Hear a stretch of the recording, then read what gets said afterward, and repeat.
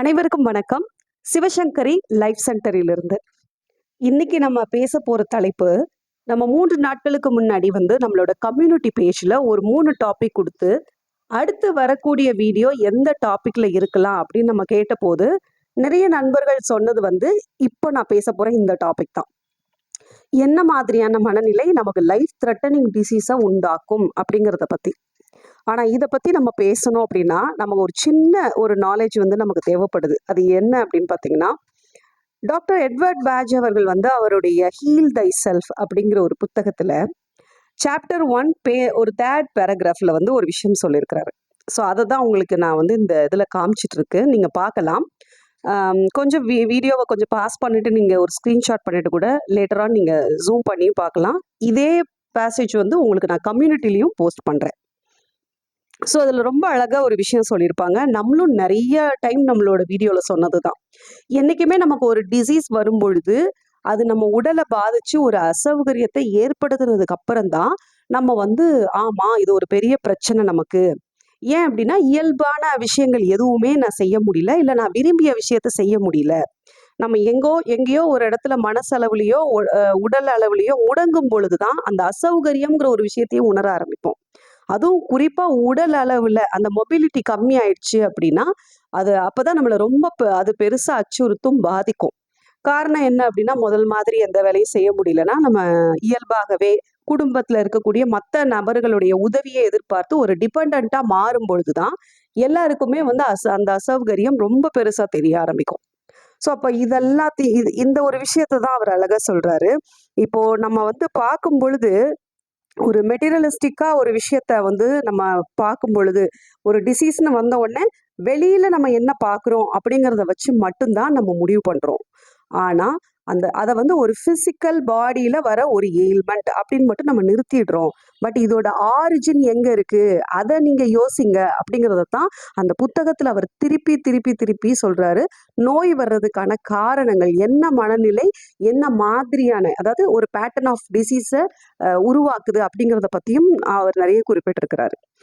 ஆனா இங்க நான் கொஞ்சம் அதவே ஒரு பேஸா எடுத்து கிட்டத்தட்ட இந்த 16 ஆண்டுகள்ல ஏகப்பட்ட கேஸ் ஸ்டடீஸ் நம்ம எடுத்திருக்கோம். அது நம்ம கவுன்சிலிங் பொருட்டு எடுக்கிறது. ஸோ அதுல அவங்களோட மனநிலை, அவங்களோட டிசீஸ், இந்த மாதிரி நிறைய விஷயங்கள், அதை தொடர்பு படுத்தி நிறைய புத்தக வாசிப்பு, நிறைய நம்ம அட்டன் பண்ணக்கூடிய ஒர்க் ஷாப்ஸ், அதுல நமக்கு கிடைக்கக்கூடிய நாலேஜ், செமினார்ஸ்ல கிடைக்கக்கூடிய நாலேஜ், இதெல்லாம் தொகுத்து நமக்கு அது பயன்படும் வகையில சில விஷயங்களை நான் இங்க உங்களுக்கு கொடுக்கலாம் அப்படின்னு இருக்கிறேன். இப்போ லைஃப் த்ரெட்டனிங் டிசீஸ் அப்படின்னு சொன்னோம் அப்படின்னா, நம்மளுடைய இயல்பு வாழ்க்கைய பாதிக்கக்கூடிய, நம்மளோட சந்தோஷத்தை பாதிக்கக்கூடிய, நம்மளோட ரிலேஷன்ஷிப்பை பாதிக்கக்கூடிய எந்த ஒரு பிரச்சனையுமே லைஃப் த்ரெட்டனிங் தான். நம்மளை ஒரு இடத்துல கம்ஃபர்டபுளா வச்சுக்க முடியல, ஒரு பயம் பதட்டத்துக்குள்ள அதை ஆட்படுத்துது அந்த ஒரு விஷயம் அப்படின்னாலே அது கண்டிப்பா லைஃப் த்ரெட்டனிங் தான். ஸோ அப்போ லைஃப் த்ரெட்டனிங் அப்படின்னு சொல்லிட்டு பெரிய பெரிய இப்போ கேன்சருங்கிறது தான் லைஃப் த்ரெட்டனிங், அந்த மாதிரி டியூமருங்கிறது தான் ஒரு லைஃப் த்ரெட்டனிங் அப்படின்னு நம்ம சொல்ல முடியாது. எந்த ஒரு விஷயமெல்லாம் நான் இயல்பாக இருக்கிறதுல இருந்து என்னை முடக்கி போட போதோ அது எல்லாமே லைஃப் த்ரெட்டனிங் தான். ஸோ அந்த விதத்தில் பார்த்தோம் அப்படின்னோம்னா, ஒரு ஒரு ஆர்கனுக்கும் பார்த்தீங்க அப்படின்னா ஒரு ஒரு எமோஷன்ஸ் அந்த ஆர்கனை ஒரு பேரலைஸ் ஆக்குறதுல, அந்த ஆர்கன் சரியா ஃபங்க்ஷன் ஆகாம போறதுக்கு அது மிகப்பெரிய காரணம் அப்படின்னு சொல்லிட்டு நிறைய விஷயங்கள் நம்ம பார்த்துருக்கோம். ஸோ அதுல ஒரு சில விஷயங்கள் நம்ம எல்லாரும் தெரிஞ்சுக்கக்கூடிய ஒரு விஷயங்களை மட்டும் நான் இங்க ஷேர் பண்றேன். ஏன்னா நம்ம கிளைண்ட்ஸ் அட்ரஸ் பண்ணக்கூடிய வழிகள்லாம் பார்த்தோம் அப்படின்னோம்னா டாப் டு பாட்டம் அவங்க எங்க வேணாலும் சொல்லுவாங்க. ஆனா நான் அந்த மாதிரி குட்டி குட்டி வழிகள்ல கூட ஒரு ஒரு இமோஷன்ஸ் டெஃபினட்டா ஹிடனா இருக்கு. அப்ப அந்த எந்த வழி சொன்னா அதுக்கு என்ன இமோஷன்ஸ் அப்படிங்கறத நம்ம தெரிஞ்சுக்கிட்டோம் அப்படின்னோம்னா, அது தொடர்புடைய கேள்விகளை அவங்க கிட்ட கேட்டுட்டே போனோம்னா ஈஸியா ரூட் காஸை நம்மளால ஃபைண்ட் அவுட் பண்ண முடியும் உறுதியா. ஸோ அந்த விதத்துல உங்களுக்கு ஒரு சில எக்ஸாம்பிள்ஸ் நான் இங்க உங்களுக்கு ஷேர் பண்றேன். இப்போ பொதுவா லங் இன்ஃபெக்ஷன் அப்படிங்கிற ஒரு விஷயம், எனக்கு மூச்சு திணறல் பிரச்சனை வருது, மூச்சு விடுறதுக்கே எனக்கு கஷ்டமா இருக்குது அப்படிங்கிற மாதிரி விஷயங்கள் சொல்றது. இப்போ பொதுவா லங்ல ஒருத்தருக்கு ரொம்ப நாள்பட்ட பிரச்சனையோ ஏதாவது இருக்குது அப்படின்னா அது ஒரு துக்கத்தை குறிக்குது. அதாவது ஒரு துக்கமான ஒரு நிகழ்வு பத்தி அவங்க அதிகமா நினைக்கிறதோ, இல்ல அதை நினைச்சு நினைச்சு புழுங்கிக்கிட்டே இருக்காங்கன்னு சொல்லுவாங்கல்ல, ஒரு தன்னை வந்து ஒரு டிப்ரெஷனுக்கு ஆட்படுத்துறது. ஸோ வந்து ஒரு துக்கமான ஒரு விஷயத்த வந்து அவங்களால அதை டைஜஷன் பண்ண முடியல அப்படிங்கும்போது, அதை ஏத்துக்கவே முடியல அப்படிங்கும்போது, அது கண்டிப்பா நம்மளுடைய ஜீரண மண்டலங்களை பாதிக்கும். ஆனா அந்த ஒரு விஷயத்த வந்து அவங்க அப்படியே மனசுக்குள்ள போட்டு கொதிச்சுட்டே இருக்கிறாங்க. அதை வந்து அமுக்க முயற்சி பண்றாங்க. அந்த துக்கத்தை வந்து ஒரு இடத்துல வந்து அப்படியே அமுக்குறது. வெளியே காட்டக்கூடாது அப்படிங்கிற மாதிரி அமுக்கும் போது என்ன ஆகும் அப்படின்னா, கொஞ்ச நாள்லயே அவங்க பயங்கர டிப்ரெஸ்டா ஃபீல் பண்ணுவாங்க. ஏன்னா இதை பத்தி அவங்க யார்ட்டையும் பேசியிருக்க மாட்டாங்க. இதை பத்தி யார்ட்டையும் சொல்லியிருக்க மாட்டாங்க. வாழ்க்கையே போன மாதிரி நினைக்கிறது. அதை உள்ள வச்சுக்கிட்டே இயல்பு வாழ்க்கைக்கு வர முயற்சி பண்ணிட்டே இருப்பாங்க. பட் அதுவும் முடியாது. இதை உள்ளேயும் வச்சுக்கவும் முடியாது. ஸோ இந்த மாதிரி தொந்தரவு எப்பெல்லாம் வருதோ அந்நேரம் வந்து லங் ரிலேட்டடான ஒரு சின்ன சின்ன பிரச்சனைகள் ஆரம்பிச்சு, இது நாள்பட நாள்பட பார்த்தீங்க அப்படின்னா அந்த ஆர்கனே வந்து பெருசா டேமேஜ் பண்ற அளவுக்கு பிரச்சனைகளை கொடுக்கும். எமோஷன் வைஸ் இப்போ நான் சொல்றது எல்லாமே. இப்போ லிவர் நம்ம எடுத்துக்கிட்டோம் அப்படின்னோம்னா, நிறைய பேர் இன்னைக்கு சொல்லக்கூடிய ஒரே விஷயம் வந்து ஏதாவது பல்ஸ் பார்க்குறாங்க. பல்ஸ் டயக்னோசிஸ் மாதிரி நம்ம போகிறோம் அப்படின்னோம்னா, லிவர்ல வந்து உங்களுக்கு எனர்ஜி ரொம்ப குறைவா இருக்கு அப்படிங்கிற ஒரு விஷயம் இன்னைக்கு நிறைய கேசஸ்ல நம்மளால பார்க்க முடியுது. ஏன் லிவரை வந்து நம்ம என்ன சொல்லலாம் அப்படின்னா, கோபத்தோடைய இருப்பிடம் அந்த இடம் தான். நம்மக்கிட்ட கோபம் இருக்கு அப்படின்னா, அது நம்ம நேரடியா போய் நம்மளோட லிவரை பாதிக்கும். ஸோ உங்களுக்கே தெரியும், எல்லா உறுப்புகள்லையும் ராஜ உறுப்புன்னு சொல்லக்கூடியது நம்மளுடைய லிவர். ஸோ யாருக்கு என்ன ஒரு விஷயத்த வந்து ப்ராப்பரா டிஸ்ட்ரிபியூட் பண்றது அப்படிங்கிறதுக்கான வேலையை பார்க்கறதும் அந்த லிவர் தான். ஸோ அப்போ லிவர் வந்து அங்கே அடி வாங்கிடுச்சு அப்படின்னா, அது தொடர்புடைய நம்மளோட லைஃப் ஸ்டைலில் இருக்கக்கூடிய மாற்றங்கள் வந்து கண்டிப்பா லிவரை பாதிச்சு அது தொடர்ந்து அடுத்தடுத்த உறுப்புகளையும் பாதிக்கும் அப்படிங்கிறது இங்க சொல்லப்படுது. ஸோ அப்போ நம்ம அதீதமான கோபம் ஃபர்ஸ்ட் எந்த உறுப்பை நேரடியாக போய் பாதிக்கும் அப்படின்னு பார்த்தோம்னா லிவர் அப்படின்னு சொல்லலாம். அடுத்த ஒரு விஷயம் வந்து ஹார்ட். இப்போ இந்த ஹார்ட் பார்த்த வரைக்கும் சில விஷயம் புக் நாலேஜும் நான் எடுத்துக்கிறேன். அதே நேரத்தில் அந்த புக் நாலேஜ் எடுத்துகிட்டு போய் நம்மக்கிட்ட வந்த கிளைண்ட்ஸோட கேஸ் ஸ்டடியோட நம்ம மேட்ச் பண்ணும்போது ரொம்ப பர்ஃபெக்டாக நிறைய இடத்துல பொருந்துது. இந்த நான் எனக்கு ஏற்கனவே ஒரு அட்டாக் வந்தது, 2 அட்டாக் வந்திருக்கு. அது மாதிரி எனக்கு வந்து வால்வ்ல பிளாக் இருக்கு சொல்கிறாங்க. இந்த மாதிரி பர்சனோட கொஞ்சம் நேரம் நம்ம பேசி பார்த்தோம்னா, அவங்களோட அந்த இளமை காலங்களில் ரொம்ப ஓடி ஆடி வேலை பார்த்த காலத்துல வந்து பணம் சம்பாதிக்கணும்னு சொல்லி அவங்க நிறைய அதுக்காக ஓடுனதாக ஒரு சில விஷயங்களை சொல்லியிருக்காங்க. அதே மாதிரி பதவிகள். ஸோ பணம், பதவி இதன் பொருட்டு எதுவுமே என்ஜாய் பண்ணாம பின்னாடி பார்த்துக்கலாம் அப்படின்னு சொல்லி அதை முழுக்க முழுக்க அது எல்லாத்தையும் சாக்ரிஃபைஸ் பண்றது, இல்லைன்னா வந்து ஒத்தி வைக்கிறது. இந்த மாதிரி வேலையை பார்க்குறவங்களுக்கு நம்ம ஓய்வெடுத்து அந்த விஷயத்தெல்லாம் என்ஜாய் பண்ணலாம்னு நினைக்கும் போது கரெக்டாக ஒரு அட்டாக்குங்கிற ஒரு விஷயம் வருது. ஸோ இதுவுமே கூட புக் நாலேஜை நம்ம எடுத்து பொருத்தி பார்க்கும்போது ரொம்ப பர்ஃபெக்டாக இருந்த ஒரு விஷயத்த நான் ஷேர் பண்ணுறேன். ஸோ அப்போ அந்த பணம் பொருட்டு, பதவி பொருட்டு மட்டுமே நம்ம அந்த யங் ஏஜில் ஓடிக்கிட்டே இருக்கிறோம் அப்படின்னோம்னா, கொஞ்சம் நாள் ஆக ஆக அது தொடர்புடைய, அதாவது அது இந்த பணத்துக்காகவும் பதவிக்காகவும் நம்ம வந்து ஓடிட்டே இருக்கும்போது என்ன ஆகும்னா, வாழ்க்கையில் இருக்கிற சின்ன சின்ன சந்தோஷங்களை வந்து அனுபவிக்காம விட்டுட்டே போறது ஒரு நாளுக்கு அப்புறம் என்ன ஆகும்னா, நம்ம மொனட்டனஸா ஒரே மாதிரி வாழ்க்கை வாழ்றோம் அப்படின்னு நினைக்கும் போது அவங்க ரொம்ப பலகீனமா அவங்க ஃபீல் ஆகிற ஒரு இடம் பார்த்தீங்க அப்படின்னா ஹார்ட் அப்படிங்கிற ஒரு விஷயம் தான்.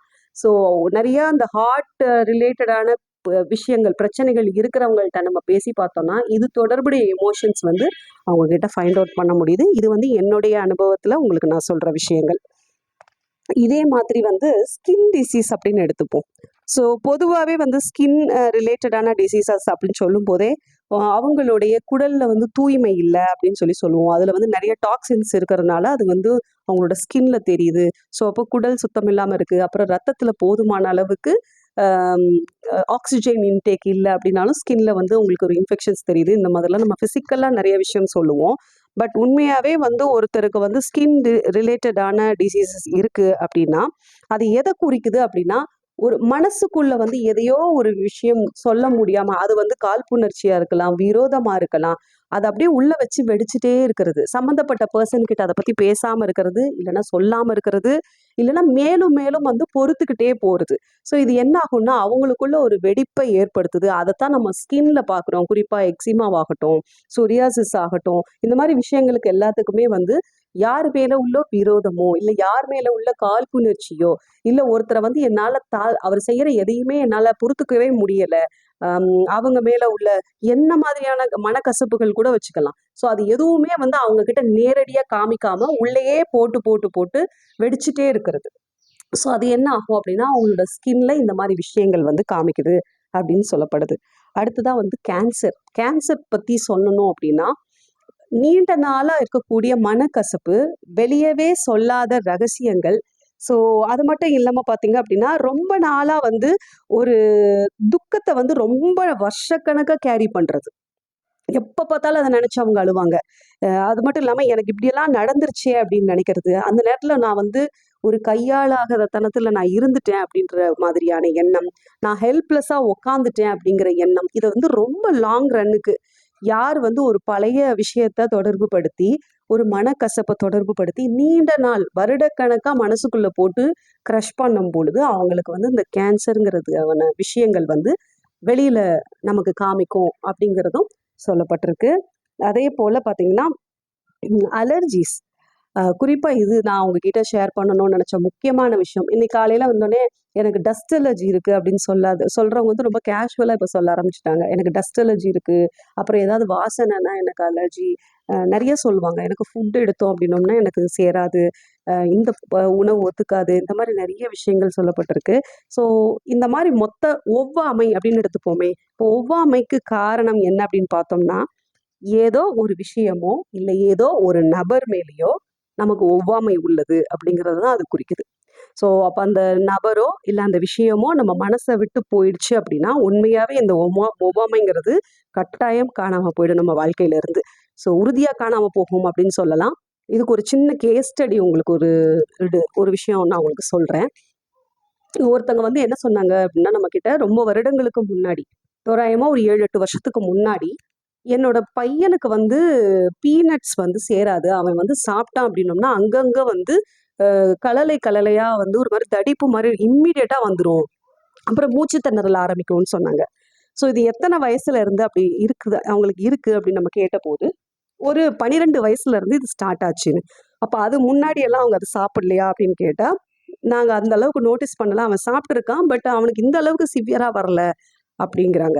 அப்போ அங்கிருந்து என்ன விஷயம்? என்ன விஷயம்? ஏன்னா இது அந்த அம்மா சொல்லும்போது அந்த பையனோட ஏஜ் வந்து 21. வேற ஏதோ ஒரு விஷயத்துக்காக கவுன்சிலிங் வந்தபோது இந்த விஷயம் பேசுற மாரி ஆச்சு. ஸோ அப்போ இத பத்தி ஏன் அவர்கிட்ட கேட்கும் பொழுது, அவர் அந்த அட் த ஏஜ் ஆஃப் 12ல இது இது ஸ்டார்ட் பண்றாரு. இந்த மாரி ஒரு விஷயம் ஸ்டார்ட் ஆறதுக்கு ஒரு 10 டேஸ் பிஃபோர் அவங்க லைஃப்ல ஒரு இன்சிடென்ட் நடக்குது. என்ன அப்படின்னா, இவருக்கு அவங்க வீட்ல வந்து புதுசா வந்த ஒரு நபர். அவங்க வீட்ல புதுசா வந்த ஒரு நபர் வந்து என்ன பண்றாரு அப்படின்னா, இவர்கிட்ட ஏதோ ஒரு விதத்துல கொஞ்சம் அவர் பேசின விஷயங்கள் வந்து இவருக்கு ரொம்ப ஹராசிங்கா இருந்திருக்கு. ஸோ இவருக்கு அந்த விஷயம் ரொம்ப ஹராசிங்கா இருக்கும்போது, இவர் சாப்பிட்டுட்டு இருந்த விஷயம் என்ன அப்படின்னா, அ புதுசா நம்ம வீட்டுக்கு யாராவது வந்தாங்க அப்படின்னா, நம்ம வீட்ல இருக்கிற ஸ்நாக்ஸ் எடுத்து ஒரு பிளேட்ல வச்சு குடுப்போம் இல்லையா? அது மாரி அன்னைக்கு அவங்க வீட்ல நிலக்கடல பருப்பு அவங்க அம்மா அவருக்கும் குடுத்துருக்காங்க. இந்த பையனுக்கும் குடுத்துருக்காங்க. இவங்க 2 பேருக்குள்ள உறவு வந்து மாமா, மருமகன் அந்த மாரி ஒரு உறவு. ஸோ பொதுவா அந்த கேலி கிண்டல் பண்றது அப்படிங்கிறது இருக்கும் அவங்களுக்குள்ள. அப்போ அது இவர் சும்மா போற போக்குல ஒரு சர்க்காஸ்டிக்கா ஒரு விஷயத்த சொல்ல போய் அந்த குழந்தைக்கு அது மனசளவுல அத அவனால ஏத்துக்க முடியல அந்த ஏஜ்ல. ஸோ அப்ப ஏத்துக்க முடியலங்கும்போது அந்நேரம் அவங்க சாப்பிட்டுட்டு இருந்த ஒரு விஷயம் வந்து அந்த பீனட்டு. ஸோ அவர் அன்னைக்கே அந்த பீனட் சாப்பிட்ட அன்னைக்கே கொஞ்ச நேரத்திலேயே அவர் வாமிட் பண்ணியிருக்கிறாரு. அதுலேருந்து அந்த மாமா வீட்டுக்குள்ள வரக்கூடாது, வைக்கக்கூடாதுன்னு மொரண்டு புடிச்சிருக்கிறாரு. ஆம், இத வந்து இவங்க வீட்ல இருக்கிறவங்க ரொம்ப அது ஒரு சாதாரண ஒரு நிகழ்வு அப்படின்னு சொல்லி எடுத்துக்கிறாங்க. அதுக்கப்புறம் என்ன ஆகுது அப்படின்னு பார்த்தா, இந்த இன்சிடென்ட் நடந்ததுலேருந்து ஒரு 12 நாட்கள் கழிச்சு அகைன் இவர் வந்து அ திருப்பி பீனட் சாப்பிடுறாரு. சாப்பிட்டதுக்கப்புறம் தடிப்பு தடிப்பா ஆகுது. மூச்சு திணறல் மாதிரி வருது. கொஞ்ச நேரத்தில வாமிட் பண்றாரு. அப்போ அங்க தான் வந்து இது பீனட் வந்து அலர்ஜி ஆகுதுங்கிற ஒரு விஷயம் வந்து அவர் லைஃப்ல ஸ்டார்ட் ஆகுது. ஸோ அப்போலேருந்து இப்போ வரைக்கும் அவர் வந்து பீனட்ஸ் வந்து எந்த விதத்திலயும் எடுக்கறதில்ல. அ அப்படி தப்பி தவறி ஏதாவது ஒண்ணுல வந்துருச்சு அப்படின்னா, இம்மீடியட்டா உடனே அது ரியாக்ட் ஆகுது அப்படிங்கிற மாரி. ஸோ இப்போ வரைக்கும் அவர் எடுக்கல அப்படிங்கிற மாரி நம்மகிட்ட சொல்லியிருந்தாங்க. அப்போ இந்த ஒரு இன்சிடென்ட் வந்து அவரு எந்த அளவுக்கு மைண்ட்ல ஹோல்டு பண்ணியிருக்காரு அப்படின்றத நம்ம இந்த இடத்துல யோசிக்கணும். ஸோ இந்த இடத்துல எப்பயோ நடந்த ஒரு விஷயம் 12 வயதுல நடந்த ஒரு விஷயம் 21 வயசு ஆகும் பொழுது வரைக்கும் அவரோட டிராவல் ஆகுது. ஸோ இப்போ இவர்கிட்ட காரணம் கேட்டோம் அப்படின்னோம்னா, இது இது இந்த இன்சிடென்ட் நடந்ததே அவருக்கு ஞாபகத்திலே இல்ல பெருசா. ஸோ இது எல்லாமே வந்து கொஞ்சம் கொஞ்சமா கேட்க கேட்க அவரா யோசிச்சு ரொம்ப டைம் எடுத்துக்கிட்டாரு இத பத்தி சொல்றதுக்கேன்னு. அதுக்கப்புறம் அந்த பசில் என்னன்னு அரேஞ்ச் பண்ணி பார்க்கும் பொழுது, ஸோ அந்த தொடர்புடைய ஏன்னா உடம்பு வந்து நம்மளோட உடலானது எப்பயுமே அப்படிதான். இப்போ நான் சொல்ல சொல்ல உங்கள் லைஃப்பில் இருக்கிற ஒவ்வொரு விஷயத்தையும் நீங்கள் யோசிச்சு யோசிச்சு பார்த்தீங்க அப்படின்னா நம்மளோட இருக்கக்கூடிய அவ்வளோ டிசீசஸ்க்கும் காரணம் அதாவது அந்த உறைவிடம்னு சொல்லுவோமா, அது எல்லாமே நமக்குள்ள தான் இருக்குது அப்படிங்கிறது தான். அப்போது இது தீர்க்கறதுக்கு வழியே இல்லைன்னு கேட்டிங்கன்னா ரொம்ப ரொம்ப சிம்பிள். அந்த எண்ணம் அறவே நம்மளை விட்டு போயிடுச்சு அப்படின்னா அதனால் தோன்ற வியாதி அறவே போயிடும் அப்படிங்கிறது தான். ஸோ இதைத்தான் பேட்ச் அவர்களும் சொல்கிறாங்க. நம்மளோட அந்த ரூட் காசை நம்ம கரெக்டாக கண்டுபிடிச்சி அதை நம்ம மனதிலிருந்து முழுமையாக நீக்கிட்டோம் அப்படின்னாலே அந்த வியாதி அப்படிங்கிறது காணாமல் போயிடும் அப்படிங்கிறது தான். ஸோ இந்த இடத்துல வந்து இந்த இப்போ ஷேர் பண்ண விஷயத்த கொஞ்சம் நான் நிறுத்திட்டு ஒரு சின்ன அனௌன்ஸ்மெண்ட் கொடுத்துட்றேன் உங்களுக்கு. வருகின்ற 23, 24 சாட்டர்டே சண்டே மார்ச் 2024 நம்ம வந்து 2 days வந்து ஒரு ஜூம் செஷன் வந்து வச்சுருக்குறோம். ஸோ இது ஒரு லைவ் செஷன், ரெக்கார்டிங் எல்லாம் கிடையாது. என்ன அப்படின்னா நம்ம அன்றாட கேள்விப்படக்கூடிய டிசீசஸ், என்னென்ன டிசீசஸ் இருக்கோ அதுக்கு பின் இருக்கக்கூடிய மனநிலைகள் அப்படின்னு சொல்லிட்டு நம்ம 2 days வகுப்பு எடுக்கிறோம். இது முழுக்க முழுக்க வந்து யாருக்கு உதவியா இருக்கும் அப்படின்னு பார்த்தீங்கன்னா, நம்மளை வந்து செல்ஃப் ட்ரீட்மெண்ட் பண்ணணும்னு விருப்பம் இருக்கிறவங்களுக்கும் இது உதவியா இருக்கும். அப்போ எனக்கு இந்த பிரச்சனை வந்தா நான் இந்த மனநிலையை நான் ஹோல்டு பண்ணியிருக்கேன், நம்மளை நாமளே வந்து கிராஸ் வெரிஃபிகேஷன் பண்ணிட்டு அதுல இருந்து மீண்டு வர்றதுக்கான முயற்சிகள் எடுக்கலாம். நீங்க ஒரு மலர் மருத்துவ ஆர்வலர்களா இருக்கீங்க, இல்லை ப்ராக்டிஸ்னரா இருக்கீங்க அப்படின்னா இது உங்களுக்கு ரொம்பவே ஹெல்ப்ஃபுல்லா இருக்கும். எஸ்பெஷலி ப்ராக்டிஸ்னருக்கு என்ன அப்படின்னா, நம்ம கிட்ட வரக்கூடிய கிளைண்ட்ஸ் வந்து என்னைக்குமே வந்து நேரடியா என் மனநிலைன்னு சொல்லி ஓப்பன் அப் ஆக மாட்டாங்க. உடம்புல உள்ள வலிகளையும் வேதனைகளையும் சொல்ல ஆரம்பிப்பாங்க. அப்போ வலி வேதனைக்கு பின்னால் இருக்கக்கூடிய இந்த எமோஷன்ஸ் என்ன அப்படிங்கிறது நமக்கு கொஞ்சம் நாலேஜ் இருந்துச்சுன்னா அது ரிலேட்டடான கொஷின்ஸ் நிறைய கேட்டு கேட்டு அவங்களுக்கு நம்ம ஈஸியாக நல்லாவே நிறைய சப்போர்ட் பண்ண முடியும் அப்படிங்கிறது தான். ஸோ உங்களுக்கு விருப்பம் இருந்தது இந்த வகுப்பில் சேர்ந்துட்டு நான் ஒரு பெனிஃபிட் அடையணும் அப்படின்னு நினச்சிங்க அப்படின்னா ஸ்க்ரீனில் உங்களுக்கு ஏற்கனவே ஒரு நம்பர் கொடுத்துருக்கேன், 7708871224 எண்ணுக்கு நீங்கள் தேவையான தகவல்கள் எடுத்துகிட்டு அந்த கிளாஸில் நீங்கள் ஜாயின் பண்ணிக்கலாம். ரொம்ப குறைந்த கட்டணத்தில் 2 நாள் வகுப்பு. இதுக்கு சர்டிஃபிகேஷன் அப்படின்னு சொல்லி வேணும் அப்படின்னா நீங்கள் லைஃப் சென்டர்லேருந்து பார்ட்டிசிபேஷன் சர்டிஃபிகேட் தாராளமாக வாங்கிக்கலாம். ஒரு அவேர்னஸ் அப்படின்னு சொல்லிட்டு வேணால் நான் சர்டிஃபிகேட் கொடுக்கலாம். ஏன்னா இது வந்து சர்டிஃபிகேட் அப்படிங்கிறத விட மனுஷனாக இருக்கக்கூடிய ஒவ்வொருத்தரும் எனக்கு ஒரு வியாதி வருதுன்னா இது பின்னணியில் நான் என்ன ஒரு விதையை போட்டு வச்சிருக்கேன் அப்படிங்கிறது ஒவ்வொரு மனுஷனும் தெரிஞ்சுக்க வேண்டிய ஒரு விஷயம். இப்படி ஏகப்பட்ட நம்ம டெய்லி சந்திக்கிற சின்ன கைவலி, தலைவலிலேயே ரொம்ப டிஃப்ரெண்ட் தலைவலி, ஸ்கின் இஷ்யூஸ்லேயே டிஃப்ரெண்ட்டாக இருக்குது, லிவர் பிரச்சனைன்னு எடுத்துட்டோம்னா அதில் டிஃப்ரெண்ட்டாக நிறைய இருக்குது. ஸோ இப்படி ஒவ்வொரு டிசீஸ்க்கும் பின்னாடி இருக்கக்கூடிய மனநிலைகள் என்ன அப்படின்னு சொல்லிட்டு தொகுத்து தான் இந்த வகுப்பில் நம்ம கொடுக்க போகிறோம். இதை நம்ம தெரிஞ்சுக்கிட்டோம் அப்படின்னோம்னா செல்ஃப் ஹெல்ப் பண்ணுறதுக்கும் செல்ஃப் ஹீல் ஆகிறதுக்கும் இது ரொம்ப உதவியாக இருக்கும் அப்படிங்கிறது தான். அது மட்டும் இல்லாமல் இதோட சேர்த்து இதிலிருந்து மீண்டு வருவதற்கு நமக்கு நாமே செய்ய வேண்டிய சிகிச்சை முறைகள் என்னென்னலாம் இருக்குது அப்படிங்கிறத பற்றின தகவலும் இந்த வகுப்பில் உங்களுக்கு வழங்கப்படும். இது போன்ற வீடியோக்கள் நம்ம தொடர்ந்து பேசலாம். இன்னும் அடுத்தடுத்த வீடியோவில் வந்து நம்ம இது ரிலேட்டடாகவே ஒரு டிசீஸ் எடுத்து அதன் மனநிலை, அது தொடர்புடைய கேஸ் ஸ்டடீஸ் அந்த மாதிரி உங்களுக்கு நான் தர்றேன். ரொம்ப முக்கியமான விஷயங்கள், அதிக அளவில் நிறைய பேர் சந்திச்சுட்டு இருக்க விஷயங்கள், அதுக்காக நம்ம யூஸ் பண்ண மலர் மருந்துகள் என்ன அப்படிங்கிறத பற்றின வீடியோக்கள் அடுத்தடுத்து கொடுக்குறேன். நன்றி, வணக்கம்.